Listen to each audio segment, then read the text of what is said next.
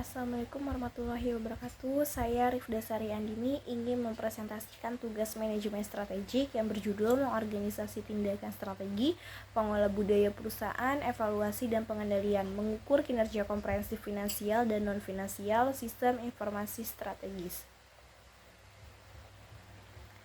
Yang pertama, meningkatkan kinerja perusahaan secara komprehensif. Meningkatkan kinerja perusahaan secara komprehensif memerlukan pendekatan yang holistik dan berintegrasi.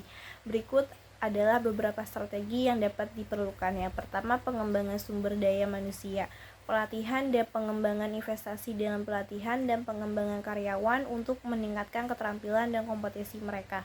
Motivasi dan keterlibatan, meningkatkan motivasi dan keterlibatan karyawan melalui program insentif, pengakuan, dan lingkungan kerja yang positif. Optimalisasi proses bisnis, analisis proses, melakukan analisis mendalam terhadap proses bisnis untuk mengidentifikasi area mana yang memerlukan perbaikan. Automasi, mengimplementasikan teknologi otomasi untuk meningkatkan efisiensi dan mengurangi kesalahan manusia. Yang ketiga, inovasi dan pengembangan produk. R&D meningkatkan investasi dalam penelitian dan pengembangan untuk menciptakan produk dan layanan baru yang inovatif. Feedback pelanggan, menggunakan umpan balik pelanggan untuk mengidentifikasikan kebutuhan pasar dan mengembangkan produk yang sesuai. Yang keempat, manajemen keuangan yang efektif. Pengelolaan anggaran, mengelola anggaran dengan cermat untuk memastikan penggunaan sumber daya yang efisien. Analisis keuangan, melakukan analisis keuangan secara rutin untuk memantau kinerja keuangan dan mengambil tindakan korektif jika diperlukan. Yang kelima, meningkatkan kualitas layanan pelanggan. Pelatihan layanan pelanggan melatih karyawan untuk memberikan layanan pelanggan yang unggul. Sistem CRM, menggunakan sistem manajemen hubungan pelanggan atau CRM untuk melacak interaksi pelanggan dan meningkatkan kepuasan pelanggan. Yang keenam, penggunaan teknologi informasi. Sistem ERP mengimplementasikan sistem perencanaan sumber daya perusahaan atau ERP untuk mengintegrasikan berbagai fungsi bisnis. Analisis data, menggunakan analisis data untuk membuat keputusan yang lebih baik dan berbasis data. Dan yang terakhir, pengelolaan resiko.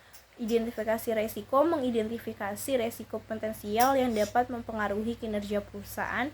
Mitigasi resiko, mengembangkan strategi mitigasi untuk mengurangi dampak resiko tersebut.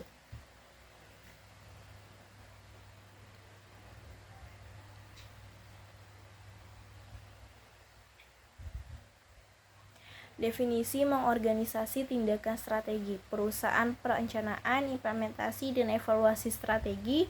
Perusahaan adalah serangkaian langkah yang diambil oleh organisasi untuk mencapai tujuan jangka panjang dan meningkatkan kinerja. Berikut adalah definisi dari masing-masing tahap.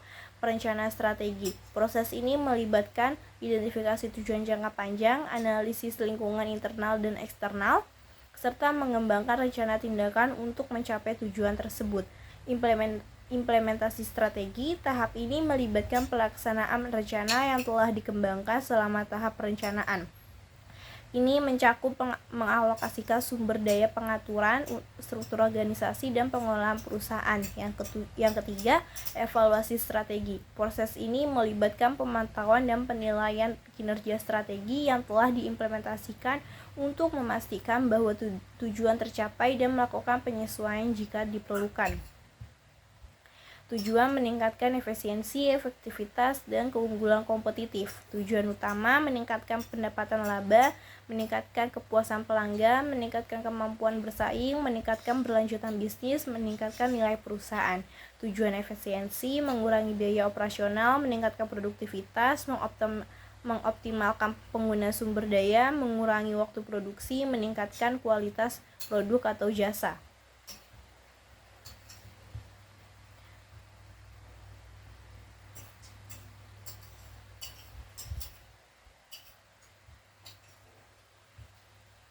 Tujuan keunggulan kompetitif, meningkatkan kemampuan bersaing, meningkatkan pangsa pasar, meningkatkan reputasi perusahaan, meningkatkan kemampuan inovasi, meningkatkan kemampuan adaptasi perubahan. Strategi pencapaian. Yang pertama, analisis SWOT, perencanaan strategis. implementasi perubahan, evaluasi dan perbaikan keberlanjutan, mengembangkan tim dan karyawan, investasi teknologi, mengembangkan produk atau jasa baru, meningkatkan kualitas layanan. Langkah-langkah dalam melakukan analisis SWOT, identifikasi kekuatan, mengidentifikasi faktor-faktor internal yang memberikan keunggulan kompetitif bagi perusahaan. Contoh, sumber daya yang unik, keahlian khusus, reputasi yang baik, teknologi canggih, dan jaringan distribusi yang luas. Yang kedua, identifikasi kelemahan. Mengidentifikasi faktor-faktor internal yang dapat menghambat kinerja perusahaan. Contoh, keterbatasan sumber daya, kurangnya keahlian, masalah operasional, dan reputasi yang buruk. Yang ketiga, identifikasi peluang.